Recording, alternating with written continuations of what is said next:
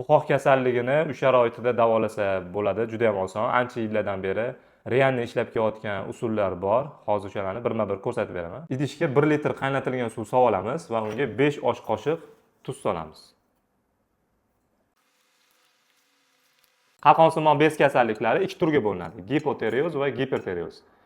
Bir turi sodda qilib aytganda sovuqdan bo'ladi, ikkinchi turi issiqdan bo'ladi. Sovuqdan bo'ladigan turi juda ham ko'p uchraydi. Issiqdan bo'ladigan turi juda ham kam uchraydigan tur hisoblanadi. Tugunli buqoq, zo'b, har qanaqa turi issiqlik ham bo'ladi, sovuqlik ham bo'ladi. Xo'p, kompressimizni tayyor qilib oldik.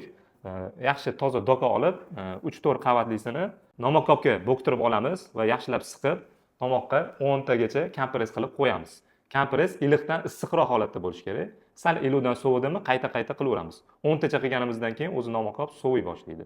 Shunda to'xtatamiz. Umumiy kompressni 7 kun davomida qilishimiz kerak bo'ladi. Kompress muolajamiz bilan birgalikda lapchata belaya deydi, o'zbekchasi oq g'oz panjasi. Shu ildizni kofemolkada maydalab, 1 osh qoshiqini 2 stakan suvda 10 daqiqa past olovda qaynatib, kun davomida yarim piyoladan ichib yurish kerak bo'ladi. Ovqatdan taxminan yarim soat oldin.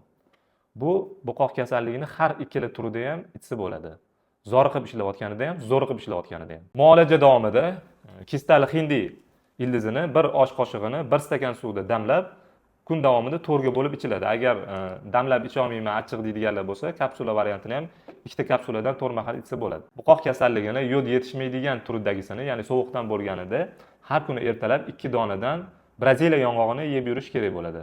Va buqoq kasalligini har ikkala turida ratsionga pisheno donini kirg'izish kerak bo'ladi. Bo'lmaganda kunari yeb yurish kerak. Yana muolaja davomida oyoqning tagiga asalli kompress qilish kerak bo'ladi. Asalli kompress uchun toza asal va oyoqning razmerida qog'ozdan kesib olinib, bunga ingichka asal surilib, oyoqning tagiga qo'yib, selofan bilan boylab, ustiga paypoq kiyib yotiladi. Bu muolaja ham 7 kungacha qilinadi. Agar buqoq kasalligi gipertireoz bo'lsa, ya'ni issiqdan bo'lgan turi bo'lsa, bunda issiqli ovqatlarni kamaytirish kerak bo'ladi va yodga boy taomlarni ham kamaytirish kerak bo'ladi va har kuni 8 stakan qaynatilgan suv ichish kerak bo'ladi. Tanadagi yig'ilgan ko'p miqdordagi yodni yuvib tashlash uchun. Agar buqoq kasalligi gipotireoz turi bo'lsa, ya'ni zaxdan orttirilgan yod tanqisligi, bularda bizada samarali ishlab kelayotgan dengiz o'tlaridan tayyorlangan yodga boy tabiiy tabletkalarimiz bor. Ushbu tabletkalarimiz yod tanqisligida samarali davo bo'lib kelmoqda.